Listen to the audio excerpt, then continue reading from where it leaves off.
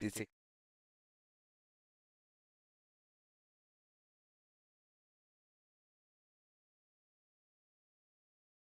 Evet.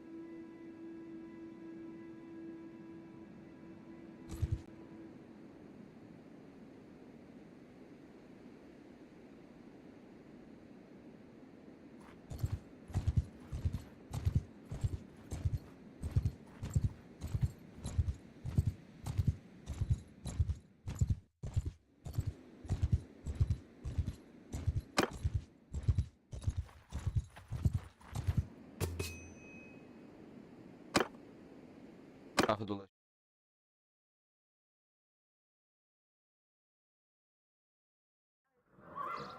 We're here, I guess. So, the head man here...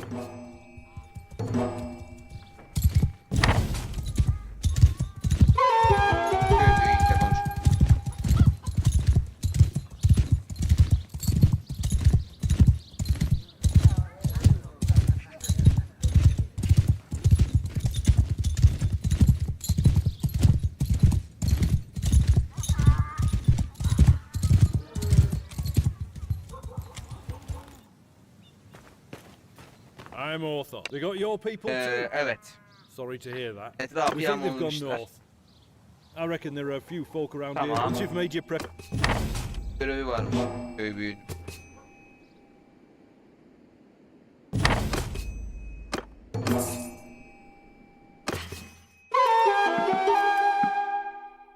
Aldı.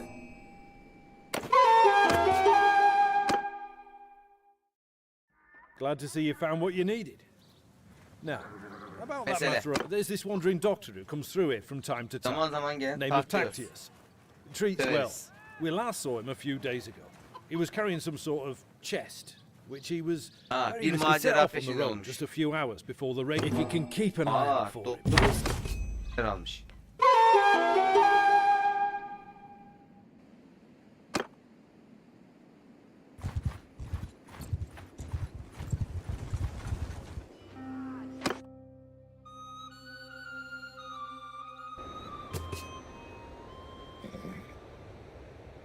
Attack! Come on!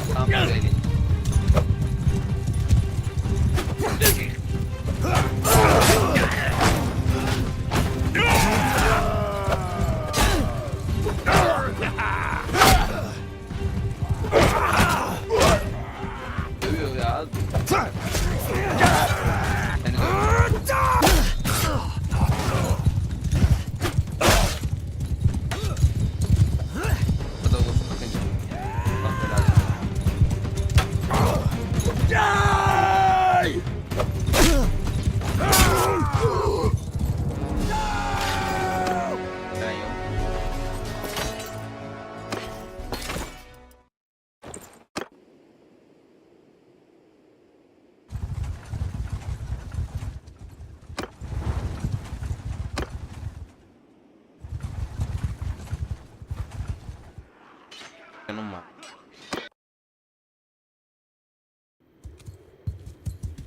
Give him hell!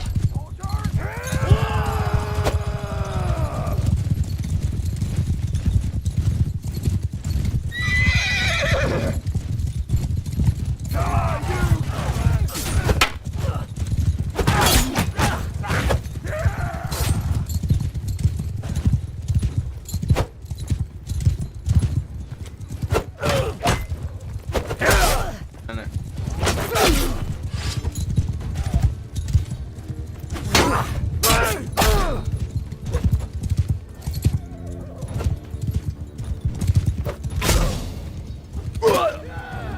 taş atmadan o. Die, dog!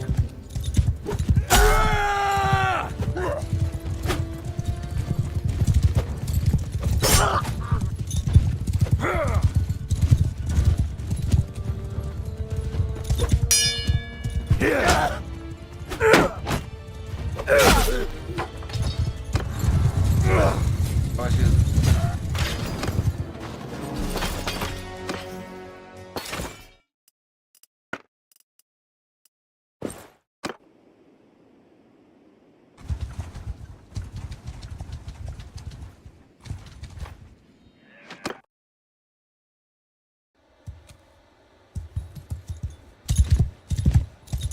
Charge!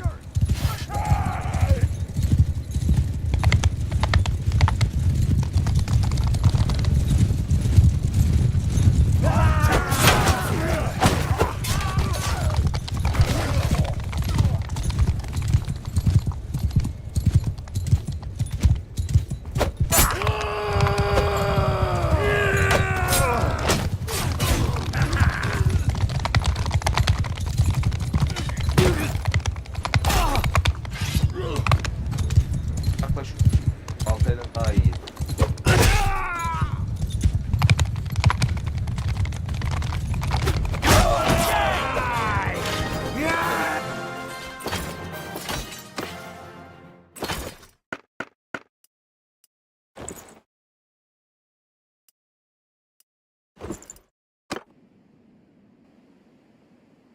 I don't know who you Ne are, yapıyoruz? Doktoru bulduk. but I'm in your debt. My name's Tactios. I'm a doctor by maceraya trade. çıkmış, I was with a gelmiş. caravan and they just came out of the brush. I could feel the signs. I'm afraid I haven't seen any children, Kardeşlerimizi aradığımız but çocukları he seemed görmemiş. to be controlling more than one band. And since I have nothing of value left to I was it doesn't thank Burası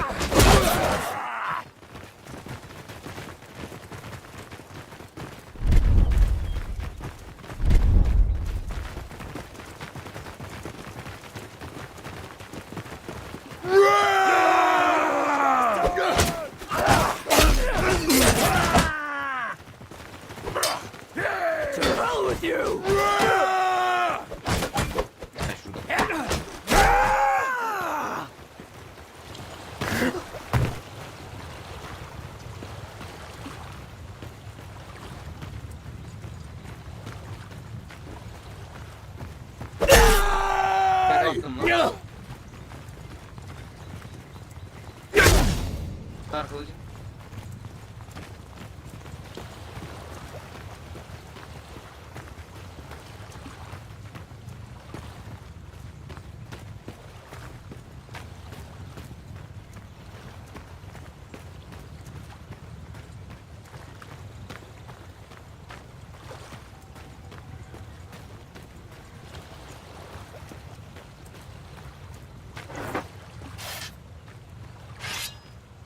Bak bu.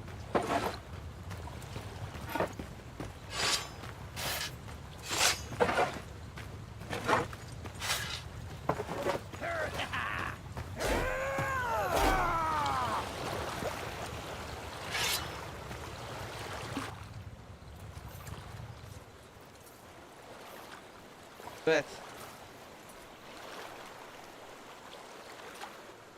So, who's this that comes through my place of business, Adamlarımı. killing my employees? Valla sen adamlarını biz kılıktan geçirdik.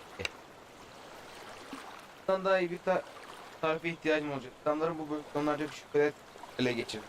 Kavlam bağlanıydı. Gelelim bir kısmındaki konu. Geri kalanında güneydeki bir... Since your hunt for your kin is fruitless, how about you clear off and save your own lives? Either that, or I'll force you to lick up all the blood you've spilled here with your tongues. Or you and I could settle this one-on-one. Ben köle tacircileriyle...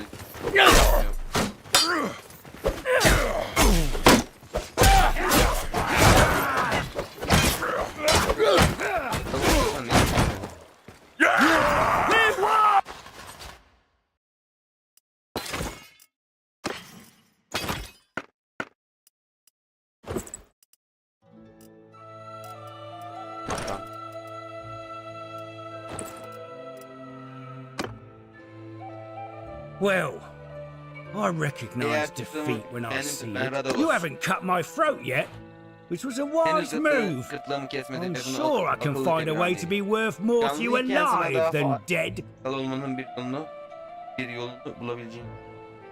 Kardeşlerimizi geri almanıza yardım için. Ağaçta sallandırır. You'll need my help, all right, if you want to get them back alive. Canlı olarak geri getir. Dursan See, yani. My boys have some pretty specific instructions about what to do if there's a rescue. Seninle açık konuşacak. Ne de olsa yakında öğrenecek zaten. Eğer yanlış hatırlamıyorsam kız kardeşini Ostikandaki koltuklara sattı. Gördüğüm yüzleri kolay kolay unutmam ve işlerinden birisini biraz anlat. Seninle yapabileceğimiz şey şu. Şansımız yaver giderse erkek kurtarmana yardım ederim. Kız kardeşine yardım eden anlamadığım için hemen günüm ama ben bir sürü hemen. Shall we get on the road? Remember, Yola çıkalım. if I drop dead of exhaustion or drown in some river, that's it for your little dears. I don't expect a cozy pat. I was hoping to find more treasure here, but I think business wasn't going too well for Radagos and his gang. I found this strange-looking metal piece, though. It doesn't look too valuable, but it could be the artifact Tacteus was talking about. Maybe we can sell it to one of the noble clans for a... Tamam, öyleyse yola çıkalım. Benim daha iyi bir fikrim var. Şimdi ayrılsak şansımız artar. Ben Radox'u alıp göğüs pazarına bulmaya gideceğim. Sen dost. Orası bir limanken askerlere her koşulda hayatlarını tehlikeye atmamaya dikmek. Siz onu almak daha iyi olur. Gelin bunun için I'll need to take these men with us. Radagos is a slippery one. Indeed. You have to find a way to do... Tacteus said it could be worth a fortune to the right person, if you manage not to get killed. If he's telling the truth, you must be careful. One more thing. When you are talking to nobles and other people of importance, make sure you present yourself... You can use our family name if you like, or make up a new one. You will have a better chance of obtaining an audience with nobles, and it'll be easier for me to find you by asking around.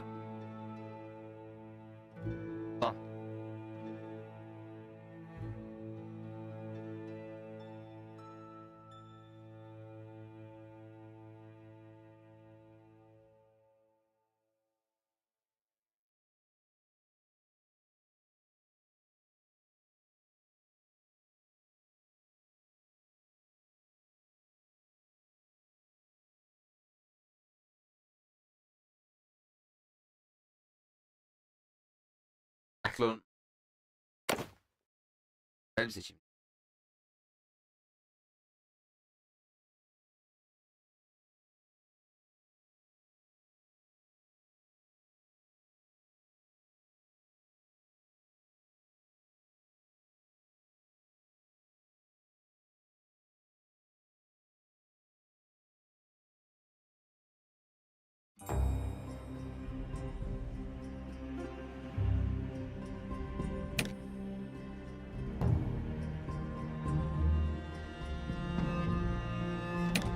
Biz madem denizci aileyiz.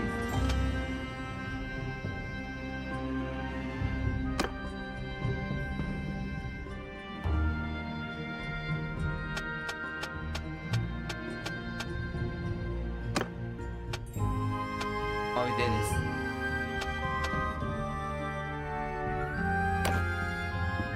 Tüm söylediğimizi kullanabilirsin. Veya başka bir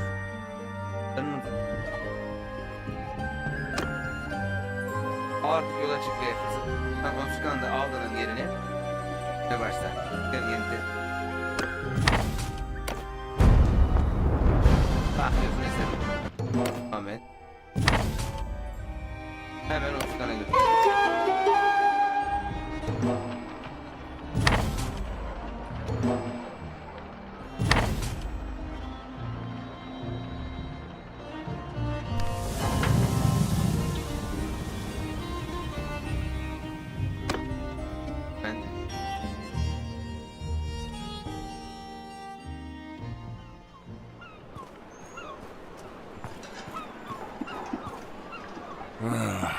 Listen, you lot, I'm in a bit of a hurry.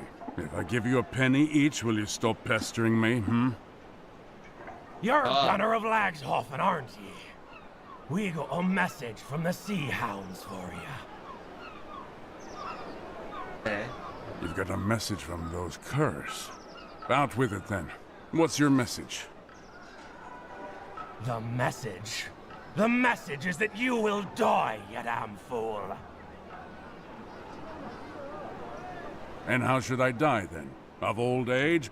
While you three work up the courage to attack a wizened greybeard? Go on. You've delivered your message. Now scamper off. We'll send you down to the Pale One's hungry halls. Right now. Kill him, boys!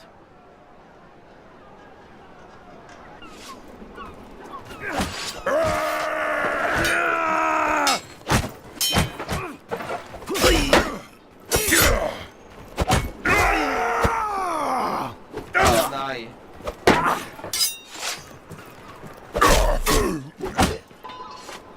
İyi ben baltayı çekesiye kadar. By my blood!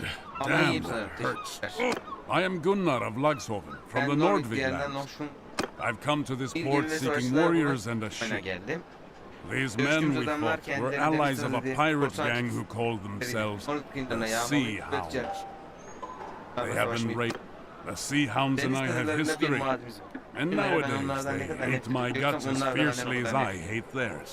Birileri burada Somebody Ben must yerimi have bildim. sent word of my Bu whereabouts hayatım to beni their ortadan local kaldırmaya friends, as these Şartları lowlives had a için tekrar mind to do me ederim. in. Again, Deniz it's kızları hard to ki believe now, but they were once my brothers in inanması arms. zor ama bir zamanın Years ago, we fought side by side in the last great Yine savaş. rebellion in the Onların- north. Most of the Onların clans zamanlar and many belki free men like Volby diye myself alınan adama refused boyun to eğmeyi bow to Volbjörn Ne the var ki Volby'nin usurper. insanları ağzını He was hitap then etmeyi called. bilir. Toprakla gibi But büyük planları Volbjörn yanına knew çek. how to speak Beyaz to gemi men's savaşın desires. bir kilo gibi. Beraberinde He öyle won çok over gemi the vardı bigger ki clans erkenleri with promises of land and silver. onlarla savaştık ama And when sayıları summer came and he demeyeceğimiz brought kadar a fazla. fleet to give us battle, Onları ağırlamak için neden? they dishonor what Bununla we fought savaştığımız for. yerleri ayaklar altına. I'm no stranger to savaşa battle. I'll kill when I Ama must, onlar zevk için. but En they büyük murder yakanın for son pleasure, thinking the All-Father rewards Fascist. bloodthirst. He ve wa- I baskınları know mı? what it's like to lose family to slavers. Ay. Aile fertlerine kürek If haline you're still katmış bir smoke. searching, Eğer onları look to aramaya the devam Sea ediyorsan deniz tadına Hounds. bak. They've got their hands in most of the slaving that happens along these coasts. Sarım parmağı. Tabi o zamanlar köle. Normal. Sen ne yapıyorsun? I mean to gather up some of my kin and friends to go against the Sea Hounds. Abi Just kız, a few days ago, I ran into an old comrade of mine here in Ostikan. deniz He is tadına bir called gemisi Puri, var. and he happens to own a fast ship. So, I'm going to make you a proposal. Perhaps you'd like to come with us. I can't guarantee you Ha, will... direkt sana katılıyorum. You can find Puri...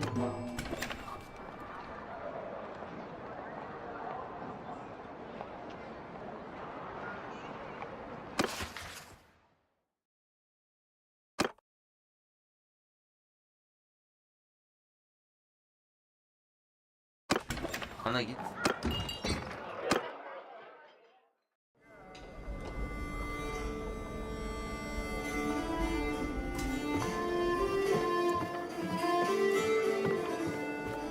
Aye? Evet So, sen git. who are you then? Ben Bedirem. Beni Gunnar gönderdi bir çalışmayı. A fight, you say? Gunnar and you won, huh? He's alive? Well, good for you too. Buna sevindim. Bunları Gunnar ben is a tough old goat and Öyle rather kolay kolay hard to ölmez. kill. Hatırladın mı? I shall have to ask him about it when I get Eski the günlerin chance. hatırına So, anlaşma. yes, I agreed to help him in his slit. If you're indeed of a mind to go with us, I'm happy to take you. But I've only got room for you. So if you've got any traveling companions, you'll need to leave them in this port. I'm sure. Come down. Yanaşmaya. My brothers, I hope this letter finds you well. I told you that I might soon ask you to join me in Ostikan. That time has now come. Let me tell you what has befallen me since we last parted. I have been trying to gather warriors here to help us fight the Sea Hounds. I was lucky to find one very capable and brave soul who came to my help when they ambushed me in an alley. This warrior has a sister who was enslaved along this coast and agreed to join me in my hunt, in the hope of learning more about her whereabouts. I had planned to sail out of Ostikan with our old comrade, Purig. I considered myself very fortunate to have found him. Here was a warrior with a ship who shared my hatred of the Sea Hounds, ready to sail with me. But I had misjudged him. He was instead the lowest form of traitor, a man whose feigned camaraderie concealed a contempt for all that we value. The first night on the open sea, we were woken up by Purig's men holding knives to our throats. Purig had struck a deal with the Sea Hounds, and he intended to hand me over to them to be tortured and killed. He was always ambitious, and seemed eager to win favor with what he imagined to be a new power in the north. I am sorry, old friend, he said, but the Sea Hounds are strong and rich, and I think you always wanted to die spitting defiance at your foes. This was the last he spoke to me. His men chained us to the oars. The sea was calm and the weather hot. They made us row hard, and we suffered greatly as we cruised the coast looking for merchantmen. Presumably Purig wished to appear before the Sea Hounds with a prize or two in his hands to make more of an impression. In this way, his plan was undone by his greed. On the third day, we came across a stubby trading Knar and gave chase. As we closed, the Knar's crew first started to dump their cargo and then their own selves, as the pirates were shooting them with their bows. Eventually, we caught the Knar. Purig sent us as oar slaves to his prize, alongside some crew who hadn't jumped, with some pirates to guard us as he gathered up all the floating cargo. That was a mistake. His men found some casks of wine aboard the Knar. Your chain is loose. It's now or never. Get up and strike them down.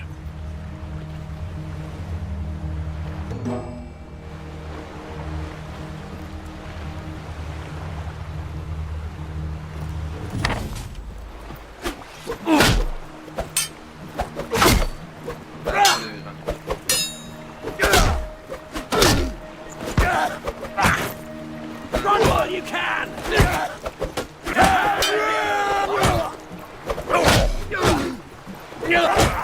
Ölemem. Well done. Now, help us get these chains off, huh?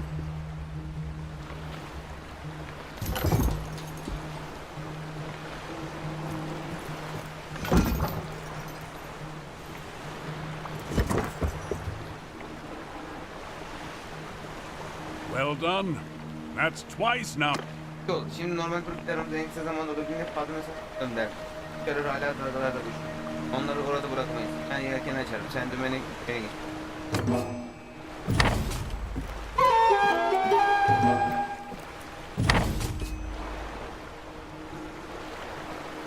X.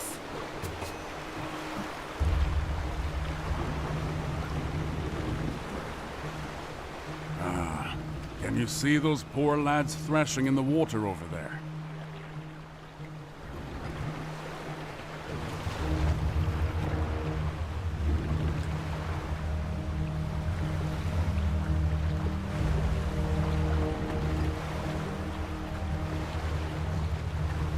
Right. Now, let's slow down so they can climb aboard.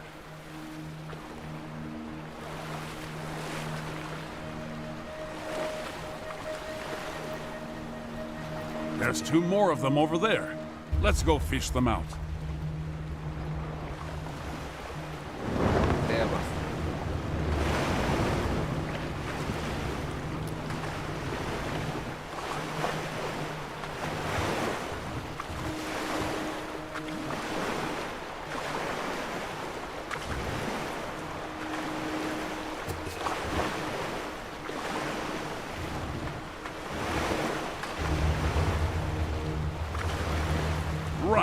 Now, let's slow down so they can climb aboard.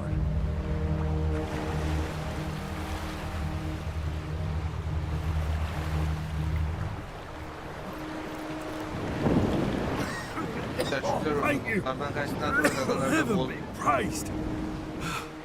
Think nothing of it, lads. You've done the same for us, one sailor for another. So look, lads. Purig is still around. I suspect he's overladen and undermanned. I doubt he can find us before nightfall, which is good because I don't think we can outfight him. By my reckoning, we're still not far from Ostikon. So, row, my boy.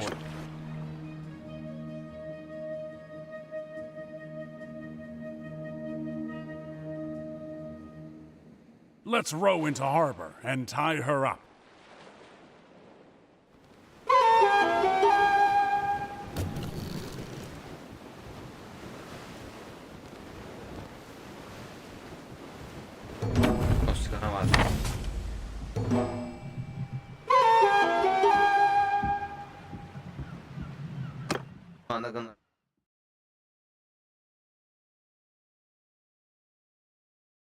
Well, I sent off my letter, and I spoke to some men from my homeland who have just arrived. They are sick of sea hound raids and ready to join us in our hunt. I'm afraid we cannot take your own companions, however. There's not enough room on the ship, and my men aren't willing to trust their lives. I recommend you make ready to sail again soon. But we have a bit of time. The ones with us now are farmers from the island of Banerlord, near my village at Laxor. They are good men and well motivated. That coast has suffered greatly. The letter, though, was addressed to one of my very old friends, Yolgur of Agelti. When he left the rebellion, he chose neither peace nor banditry. He chose instead to join the Skoldenbruder, the Shield Brothers. Rather than fight for a king, he said he would fight for whoever paid. I do not pretend that I see eye to eye. I recommend you make ready to sail again soon. But we have a bit of time. Then, I do not...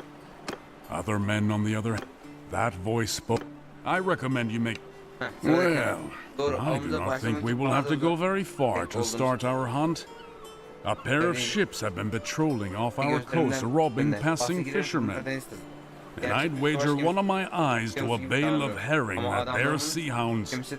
They scatter like minnows whenever a real warship sets out, but I think that my men's little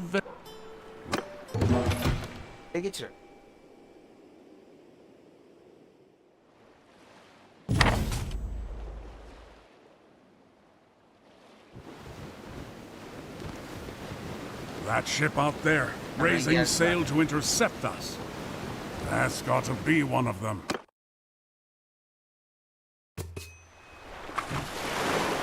They must think we're just a fishing vessel. All right now, boys. Let's show them that their prey has teeth of its own. Get us close so we can board.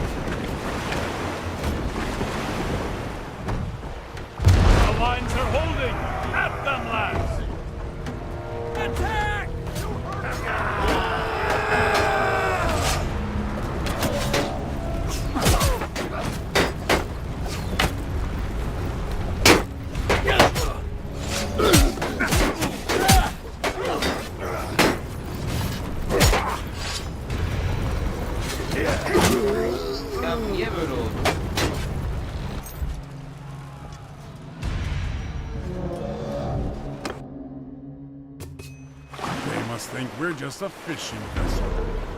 All right now, boys. Let's show them that their prey has teeth of its own. Get us close so we can board.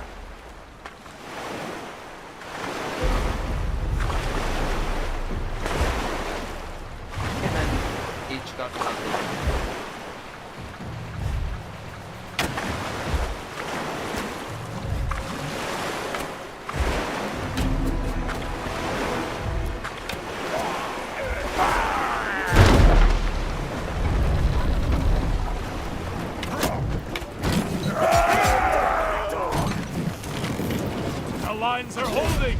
At them, lads! At them! Die, you pig!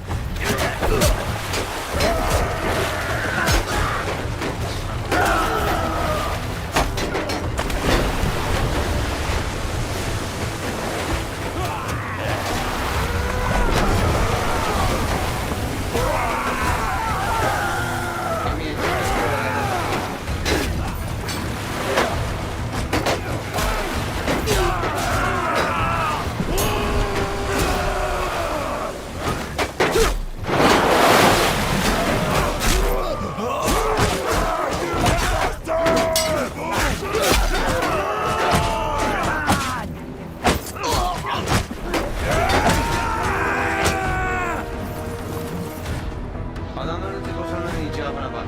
Geçen kadının altına bağlanıp saklanmış. Kardeşim. Gözcülerin iki müdüsü. Sonra keser yapacak. Bağlanıp yakalım. That's one sea hound defeated, but the other can't be too far away. We captured a second ship, though. It's a Snekya. It should be quick and nimble. How about you cross over and take the helm? Splendid! I think I see them. Untie our ships and let's have at it.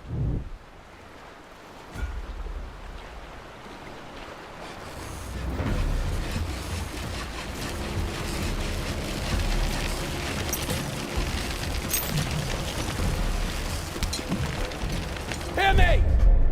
Warriors! I'll let you decide how to fight this one. Maneuver a bit, or just go straight at them. Attack! Falcon!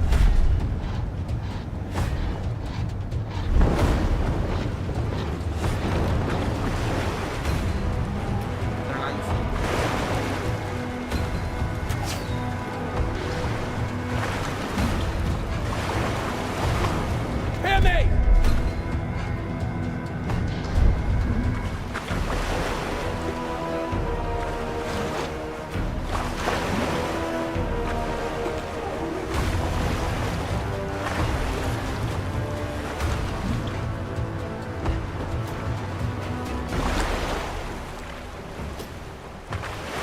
Strike hard, boys! Finish them!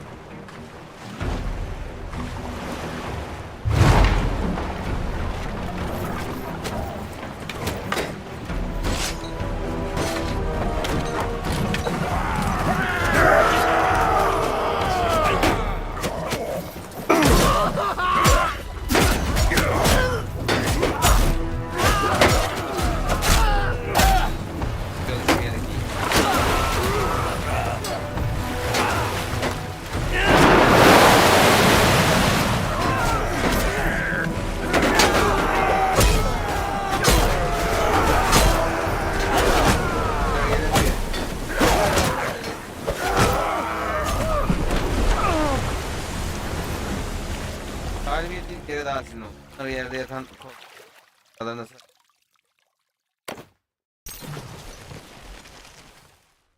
I'm new at this, my lord. I'm no pirate. I'm just a farmer who fell on hard times. I signed Daha on bir with ay the önce ship in başka bir Varchek a gemiye month katıldım. ago. Bana bir They told me we'd be oyuncu trading grain and daveti ivory across the konuşuyor. Biatic. I didn't know we'd be attacking honest folk like yourself. Listen, these Dinle sea bak. hounds are Senin trolls tarafından and insan demons, not men. şeyden, ağır I bunlarla want no işim. part of this anymore. Yanın bu işler Spare eskiden me, and I promise I'll go back to my old life. kız kardeşimi arıyorum. Onu nasıl buldun? Dersen çok We purchased some slaves from some bandits in Ostika'daki bazı Ostica. ayetlerden kölesi. We were planning on selling them onward to another buyer further south Belki kız along the kardeş coast. aranın. Yanımı başlayacak mısın? Are you really a farmer now? Calluses such as those on your hands are made by oars, not Hatta plows. ismini hatırlayayım. And I see a scar on your sword arm. Gunner of Laghofen. Kıyamet Three çıkıntıda of eski your gemi old yoldaşlarından shipmates have ziyaret been visited İyi. Wolverine. Diğerleri insanları Going sıkma well. hakkınız. Ev sahipleri olunuz. Ama o It said, as for you, friend of Gunner, sana gelecek I onların told dostu. you where to seek Kardeşim your işte bu sister. Best rescue her quick, Yoksa bizim cesur or she may kazanlardan take a liking to one of our brave deniz lads. yavruları dünyaya You a getirebilir. litter of sea Bu kadar. puppies. Ben anlaşmam. So there you have it. Benim üzerime I düşen fulfilled my end of the bargain. put me ashore. Yalan söyledin. Anlaşma geçersiz.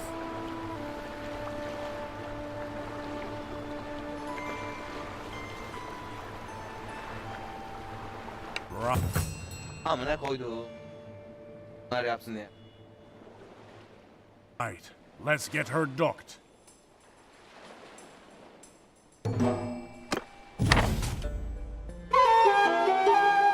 Tamam dursun.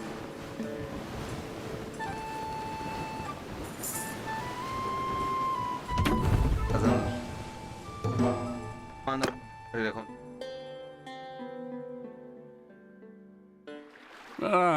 Greetings. Listen, when we sailed with Burik, I was hoping that he would help me fight the sea hounds near Valvik. The captive we took, Hralga, said that the sea hounds expect to find rich pickings near Banerlord. I think I know what he's talking about. Every year, a Vlandian merchant ship travels to the far north bearing hunters and other fortune seekers. It should be returning south around this time. These men have spent the last months Such a prize would be a great boon to the sea hounds. I propose that we deny it to them.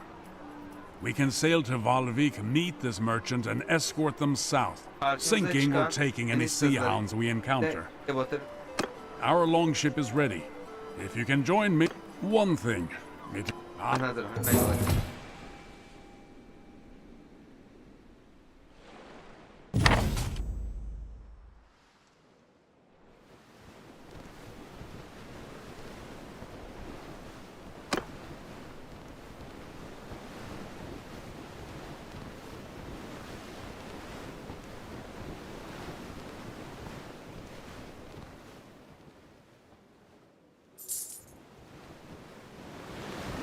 We are nearing Valvik. Keep an eye out for sails. A pity I can't set my feet on the soil of a dear old Vineland this time. Who are you? But I don't want to miss that your merchant purpose? man. Kabul ederseniz size eşlik If that's the case, then we're glad to have you Bu around. durumda yanımda olmanızdan memnunum. Back in Shalvik port, we heard rumors of these pirates, and we were none too pleased that we had to venture out alone like this. Senin karşında Tell me then, are you asking anything for your services? sadece o kötü algılatları. İkinizi küçük. Very well. Should we arrive safely, we will happily show our gratitude with a contribution to your cause. The wind is brisk, and the waves are choppy, so try not to...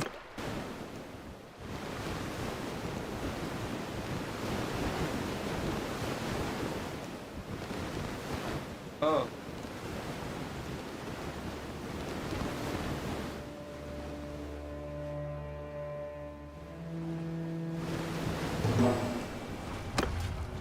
Sen de tüccara yardım et. Hemen. Hemen.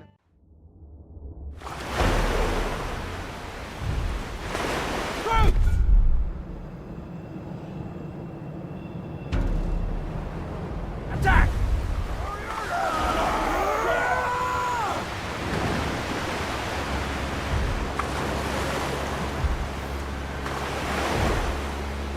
Koruyacağız. Erkenden sonra.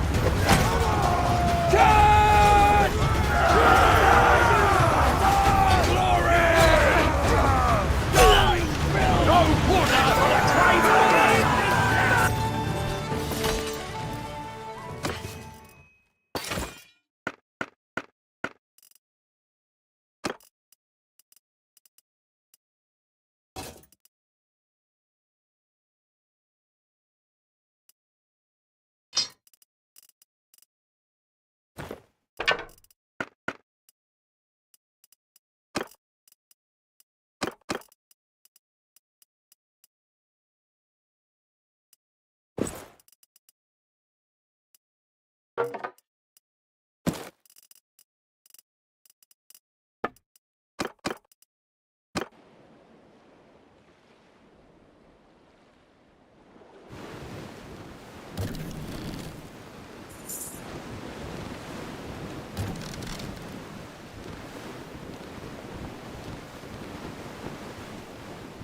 2 more of those devils.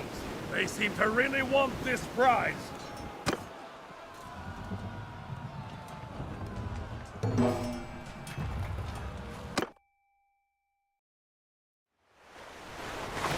Look, there's 2 of them giving chase. We'll have to take one down quickly and hope the Vlandians can hold the other off until we reach them.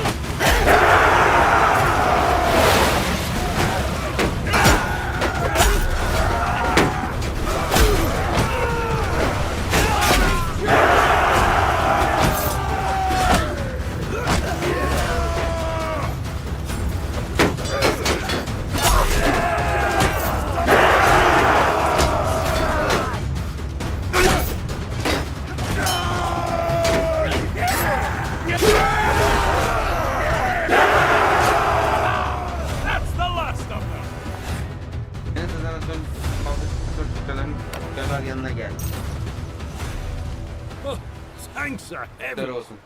And thank you. Those sea hound vessels would have torn us to pieces. Paramparça You tam came zamanında geldi. past. We would still wish to show you our Yine de gratitude. minnetlerimizi göstermek isteriz. Bugün Good collection among the men whose lives you saved today. We topladık. wish to offer Ya, you a bir barrel boşa of da oil. bir And a bundle Bunlar of geçen ivory. aylardaki emeklerimiz These are the karşılığı. rewards of Ama our gemimiz labor over the korsanların eline past geçseydi months. anlamı ifade It etmeyi would mean nothing to us if our ship was seized by pirates. yeni kabul ediyorum Öztürk'ü. Paradır.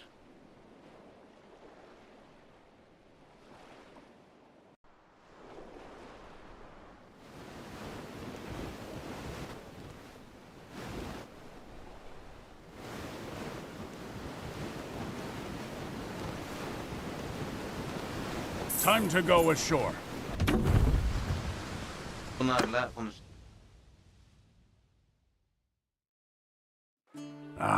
Word spread fast among sailors.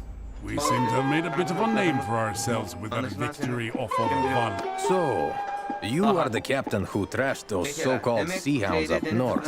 I have a proposal that I hope would be of interest to a man such as you.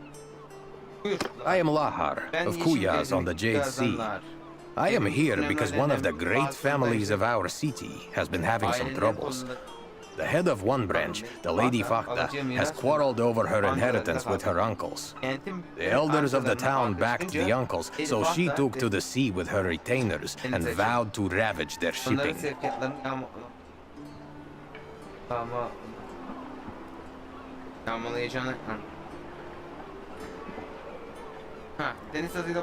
The Lady Fakta has reportedly joined up with these sea hounds, as pirates often band together. She has been prowling about the Gulf of Charas, taking Kuyazi vessels. You wish to continue hunting sea hounds, do you not? Those would be good waters in which to hunt, and if you are going there, I would like to come. The lady is good at her craft. Fakta has been sailing since she was a child. She always wears a sailor's cap, and underneath she is as bold as an egg. She persuaded her late father to take her to sea, so the story goes, by cutting off all of her long shining hair, lest it catch in the rigging. She has taken... Father also traffics in captives with the sea hounds. She may have bought or held your sister at some point, or if not, at least she may be able to tell us more about the sea hounds' trade in slaves.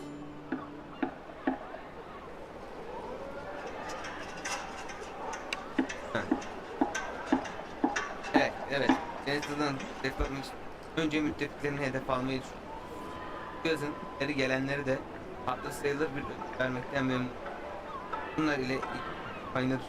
I have my loyal crew and the Swiftly Burna, outfitted with a ram, which I think you might put to good purpose.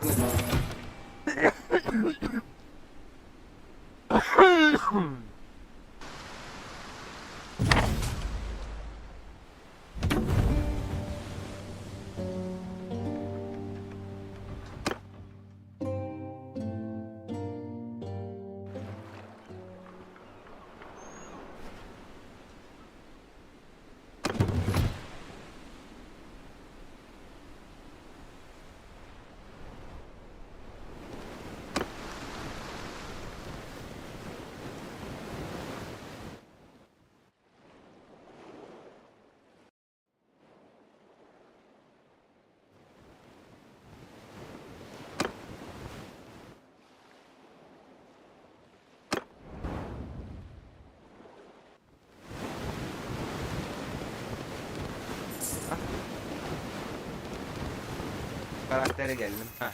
Tek elde. Hakimiyet tam var. Atlatıcı. 5 can puanı. Taktik. Askerler dün karşılaşmaya göre menzil askerler var. Isı. Bir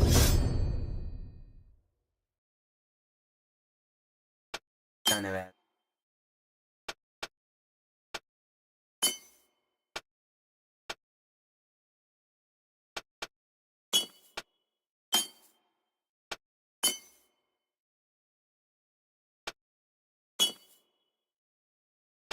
Verelim.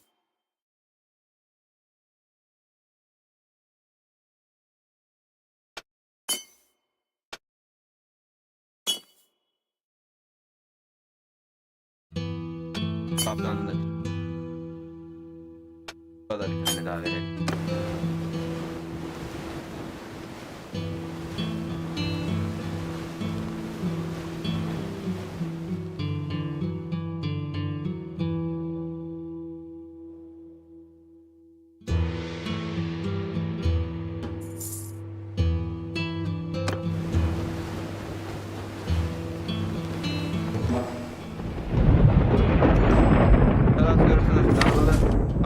rüzgar çöllerine Dağların gemisi. Kaleler tarafında kaç ok atımlı.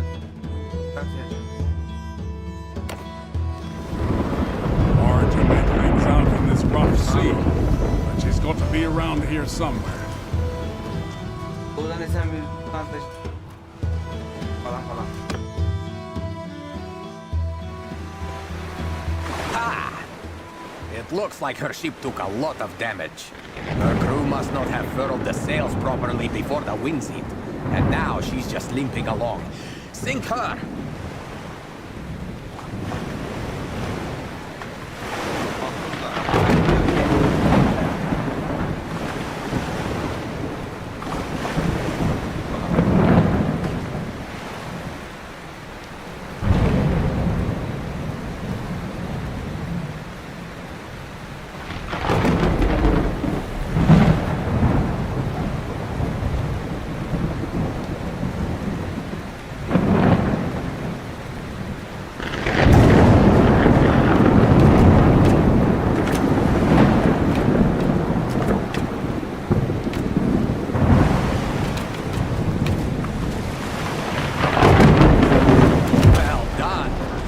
Another one for luck.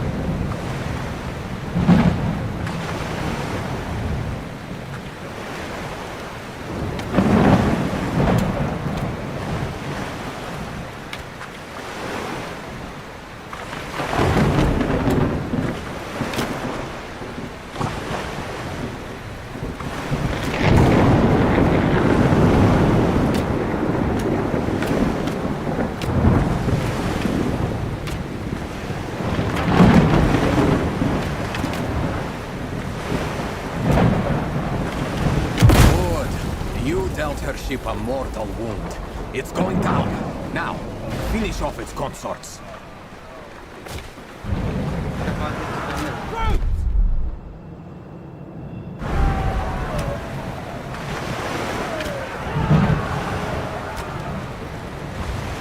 Hear me! Soldier crew! Warriors! Hear me!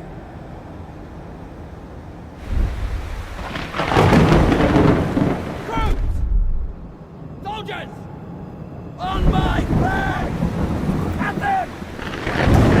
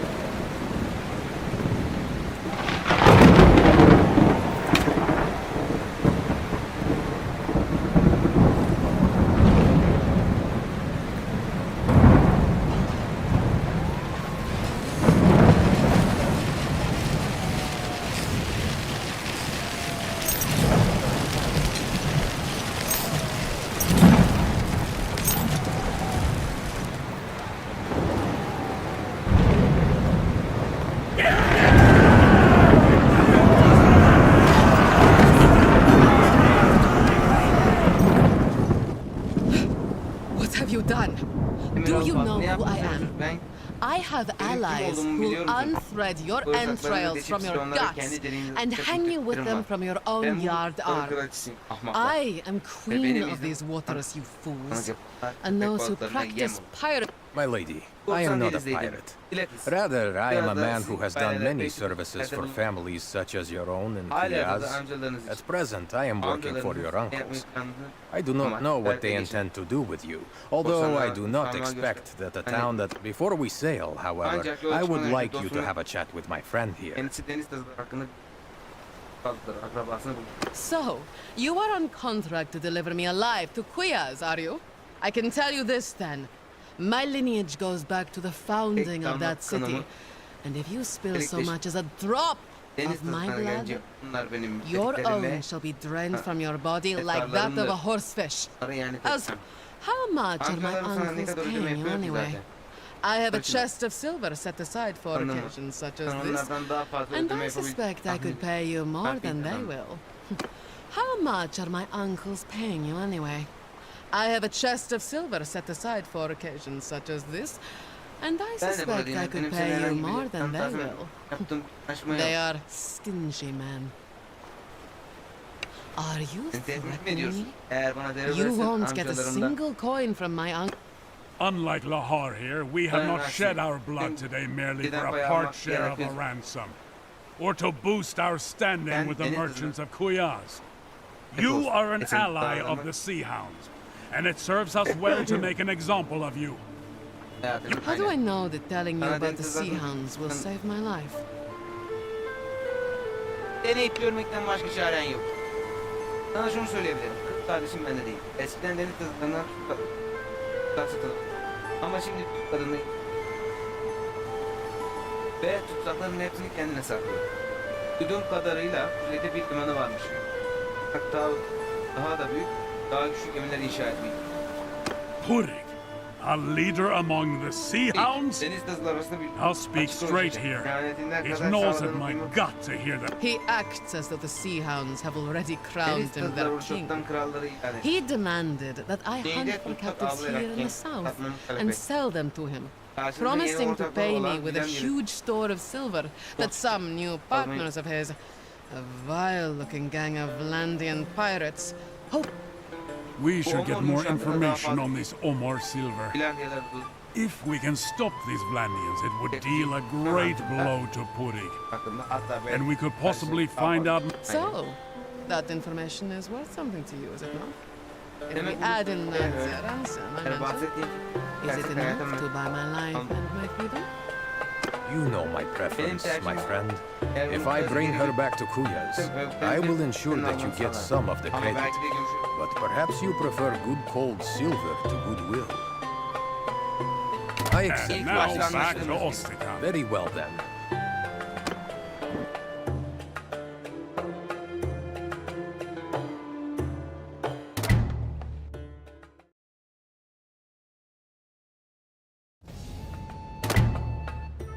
Hemen.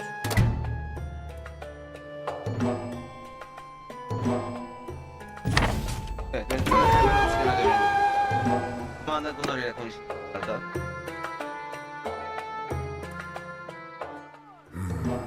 So, I have been making inquiries into what Fada told us about these Vlandian pirates in Purig's employ and their plan to steal the Sturgian silver. Omor is linked to the Bialik Sea by a wide estuary. It would be easy for the pirates to sit there like spiders in a web and wait until the Sturgians despair of losing all their commerce and try to run the blockade. Then the Vlandians will snap up. I'm sure Purik could wreak a great deal of wickedness with his silver in his hands. And I would...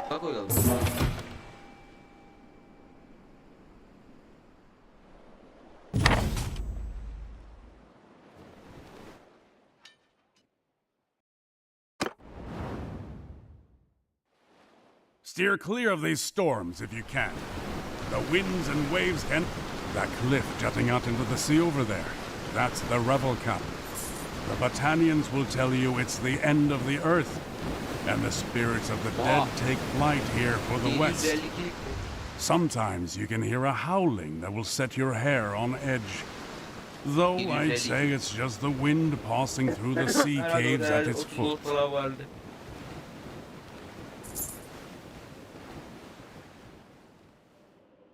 The passage between the isles of the coast and the mainland. We call that Rand's Laundry. The currents come through here fast and create whirlpools. The old lady of the sea washing out her nets, you think?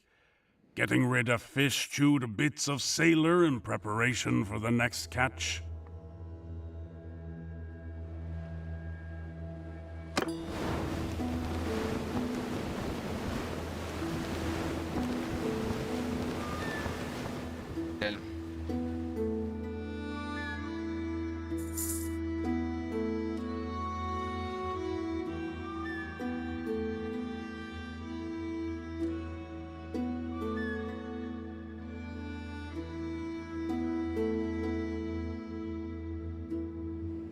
This here is the estuary of Mazopor, taking us from the Bialik to Lake Laconis. We'd sail down here in peacetime, if we wish to offer our services to the Sturgian Boyar, or the Imperial Governor at Diatma. In wartime, well, when you got the lofty Droman bearing down on you, it's nice to have a bit more sea room to evade her than an estuary can give you.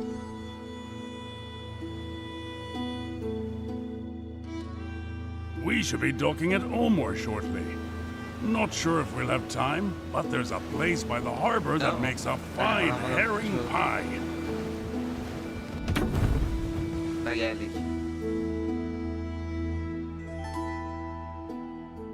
Welcome to Omor, friend. Is that grizzled fellow with you coming up now? Is that my old comrade, Gunnar of Lagshofen? A bit grayer than I remember from the days when we stood together in the shield wall, facing Volbjorn's host. But, well, aren't we all?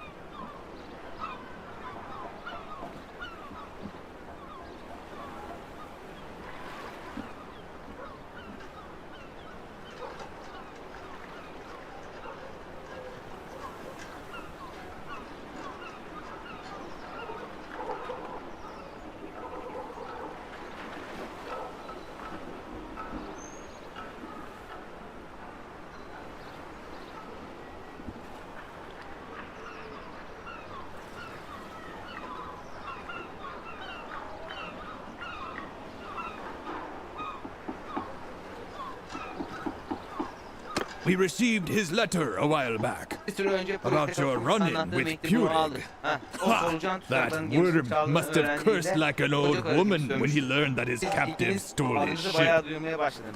Yolgur of Gokstal. Well met.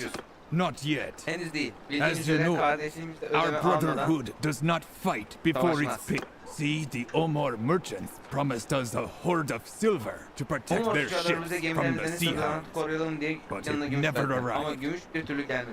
I was sent down to learn what was going on, and I find the silver just sitting here, loaded onto a ship in the harbor, and the Sturgians are burning through it, paying their men double wages not to run off. Some Blantian pirates were sighted in the estuary, and the Sturgians refused to venture out. Much as I would like to simply sail forth and bathe my sword in sea hound blood, my brotherhood has commanded me to do my best to ensure that the silver gets through safely. Listen, I've been watching these Vlandian blockaders and mulling over a plan. Their flagship has a lofty deck, and it would be hard to board, but it doesn't seem very maneuverable. I think we can hit them with a trick that can... We will be upstream of them. I'll have the merchants here donate some leaky old vessel that they are about to scrap. We load it up with oil and pitch. Then we steer it towards the pirates. Throw a torch... Good. Very good. With luck, the current shall carry it right into them, and they shall all merrily blaze up like a bonfire at a midwinter feast. The silver ship will make for the open sea, while the... Listen though, we need someone to steer the fire ship. I do it myself, but my order wants me to stay close to the silver. I'd found a few volunteers who've offered to do it.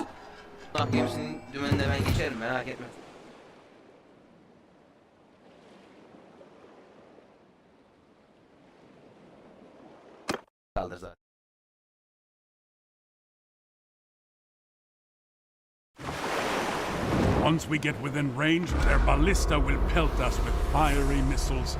Avoid them. Even if they just hit the water, the flames will keep burning and can spread to our hull. When we get close, I will set fire to our ship and then we swim to shore. Steer clear of those flames, eh? Watch out! Let's not go up in flames until we reach them.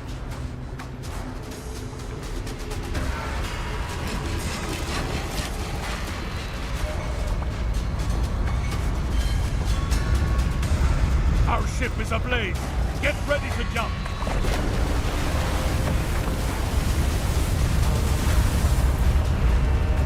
Jump now!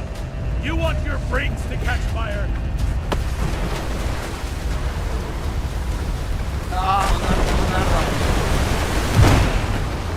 You did it!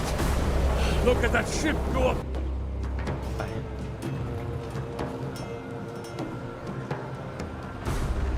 Flames. Their whole blockade will be in disarray.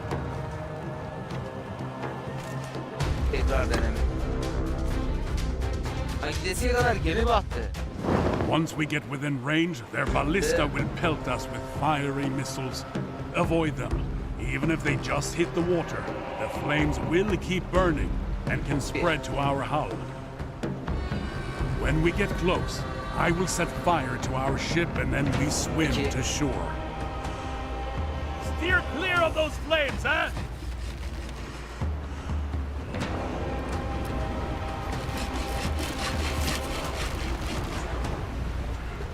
Watch out! Let's not go up in flames until we reach them.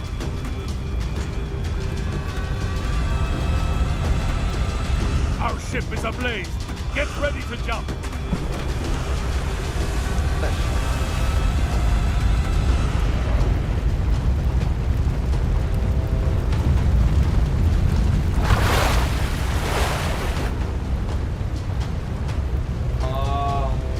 Niye başaramadım ben?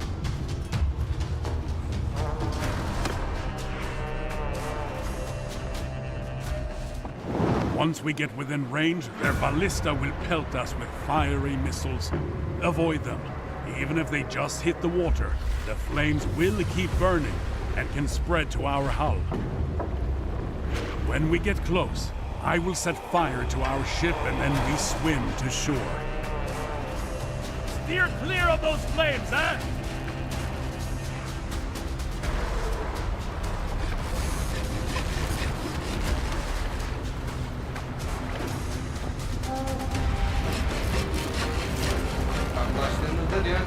Watch out! Let's not go up in flames until we reach them. Yaklaşmadan bu gemiyi aleve veriyor Our ya. ship is ablaze. Get ready to jump. Gemi battı yine amına Jump koyayım. now! You want your brakes to catch fire?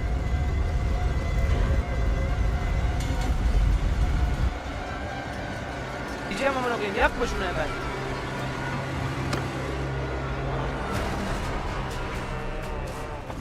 Once we get within range, their ballista will pelt us with fiery missiles. Avoid them. Even if they just hit the water, the flames will keep burning and can spread to our hull. When we get close, I will set fire to our ship and then we swim to shore. Steer clear of those flames, eh? Watch out! Let's not go up in flames until we reach them. Ben bunların attıkları şeyin üstünden Our geçiyorum ship ya. is ablaze. Get ready to jump. Aman. Kafamı sikeyim. O ateş yerde kalsın bile. Anladım.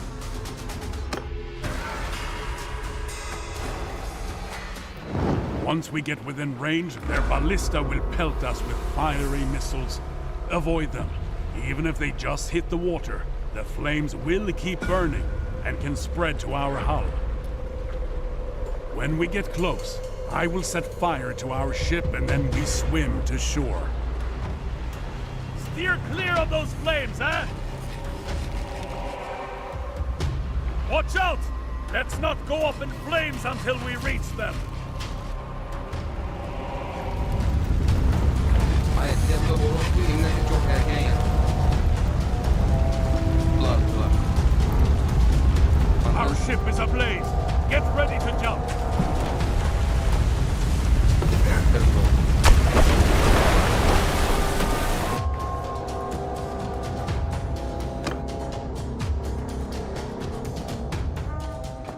Once we get within range, their ballista will pelt us with fiery missiles.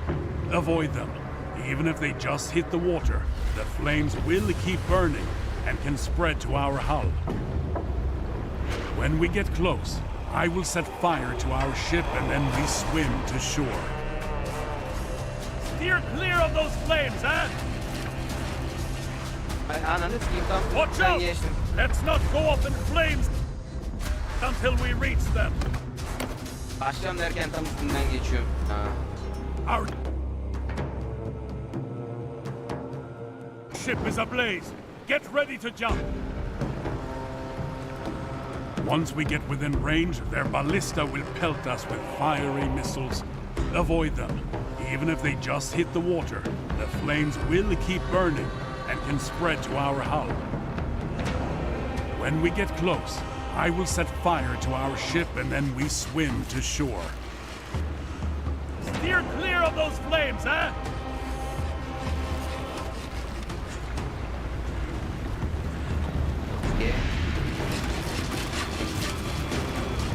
Watch out! Let's not go up in flames until we reach them. Our ship is ablaze. Get ready to jump.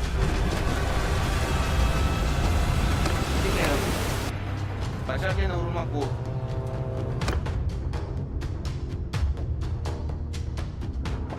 Once we get within range, their ballista will pelt us with fiery missiles. Avoid them. Even if they just hit the water, the flames will keep burning and can spread to our hull. When we get close, I will set fire to our ship and then we swim to shore. Steer clear of those flames, eh?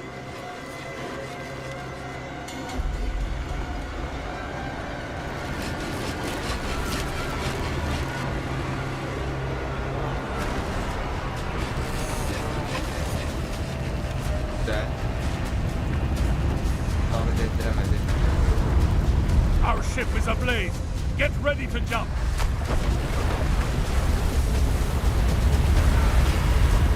Watch out! Jump now! You want your brakes to catch fire.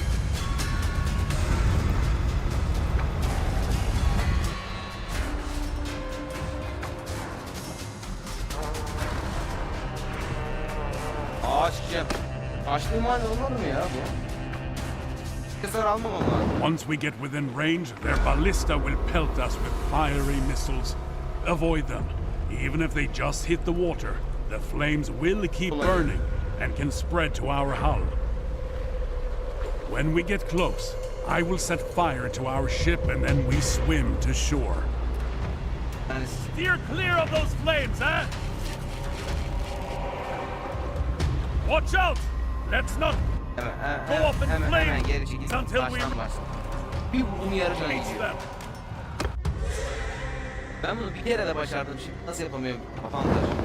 Once we get within range, their ballista will pelt us with fiery missiles. Avoid them. Even if they just hit the water, the flames will keep burning and can spread to our hull. When we get close, I will set fire to our ship and then we swim to shore. Steer clear of those flames, eh? Çaprazlama git.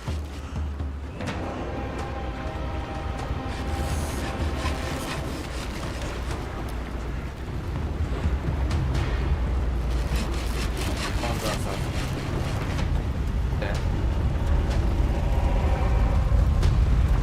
Our ship is ablaze. Get ready to jump. Watch out! Let's not go up in flames until we reach them. Jump now! You want your brakes to catch fire.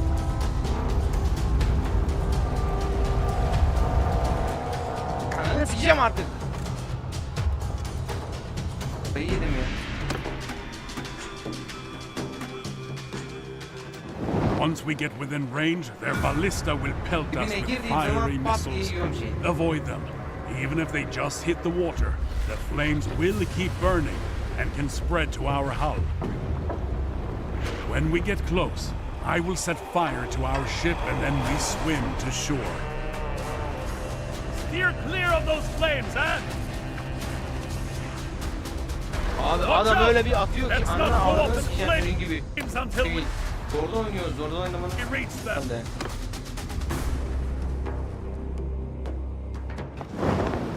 Our ship is ablaze. Get ready to jump. Once we get within range, their ballista will pelt us with fiery missiles. Avoid them. Even if they just hit the water, the flames will keep burning and can spread to our hull. When we get close, I will set fire to our ship and then we swim to shore. Steer clear of those flames, eh? Watch out! Let's not go up in flames until we reach them. Ananı Our avradını ship is sikeyim oğlum nasıl böyle dönüyor? ablaze. Benim gemi de dönmüyor ki anasını satayım. Get ready to jump.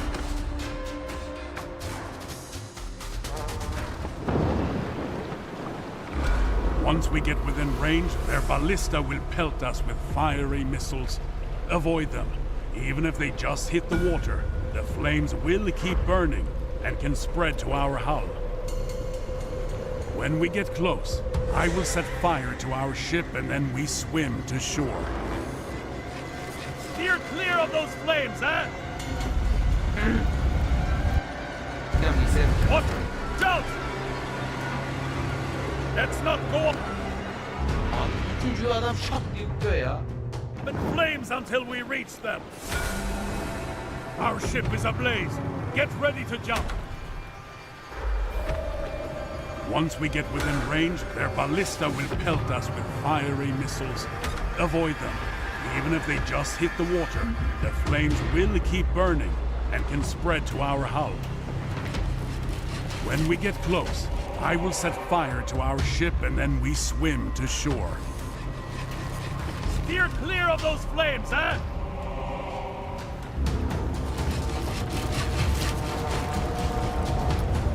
Watch out!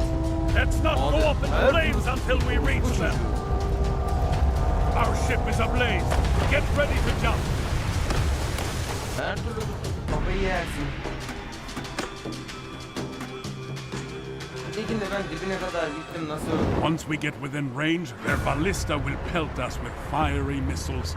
Avoid them. Even if they just hit the water, the flames will keep burning and can spread to our hull. When we get close, I will set fire to our ship and then we swim to shore. Steer clear of those flames, eh?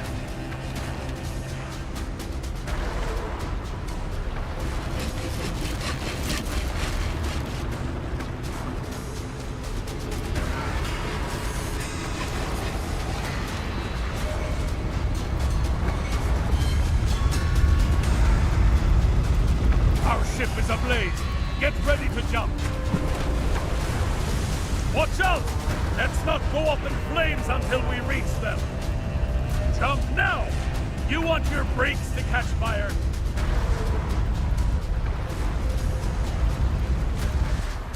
Aa, şimdi adamın fırsatını kaçırdın diyor. Buraya kadar gittim atlasaydım belki şey olur. Once we get within range, their ballista will pelt us with fiery missiles. Avoid them. Even if they just hit the water, the flames will keep burning and can spread to our hull. When we get close, I will set fire to our ship and then we swim to shore. Steer clear of those flames, eh?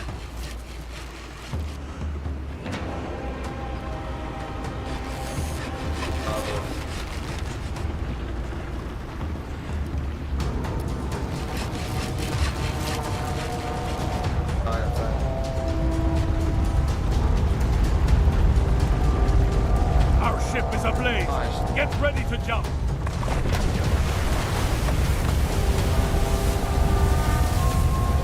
Watch out! Jump now! You want your brakes to catch fire.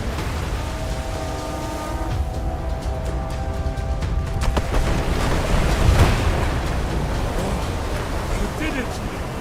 Look at that ship go up in flames. Their whole blockade will be in disarray. Head for shore. There are a pair of horses waiting for us. We must ride quickly back to the Sturgians before the Sea Hounds can reorganize the blockade.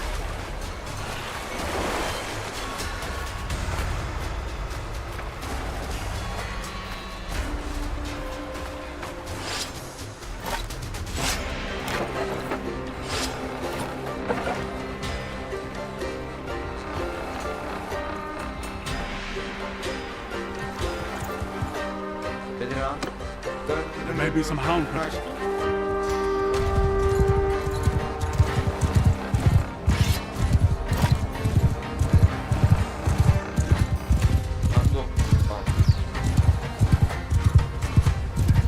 There they are! Ride fast! Ride through them!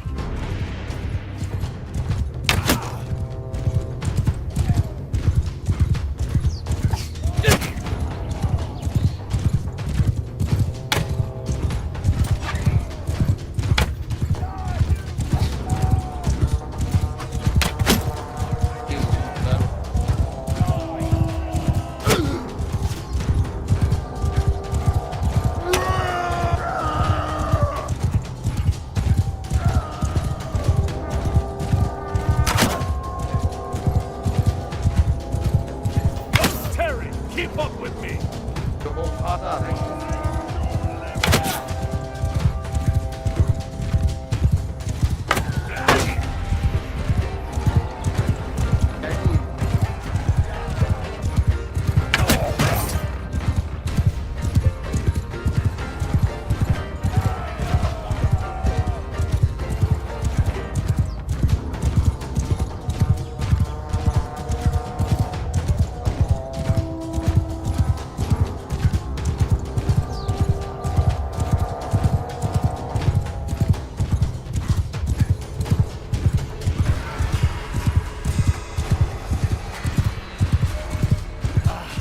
I think that's the last of them. Time to get back aboard. Get on the ship.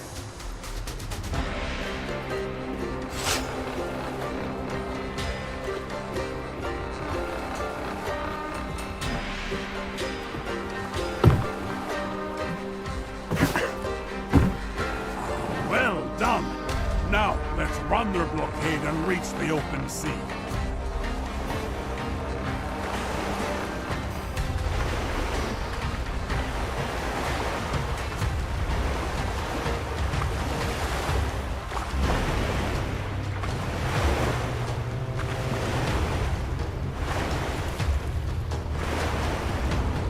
Makinelerinden kaçınarak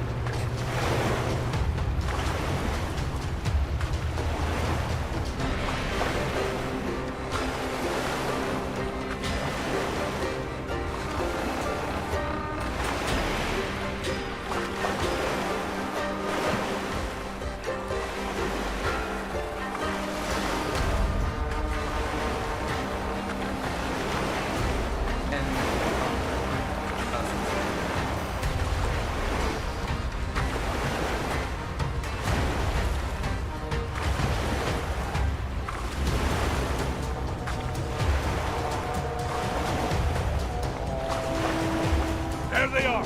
Get ready to evade them!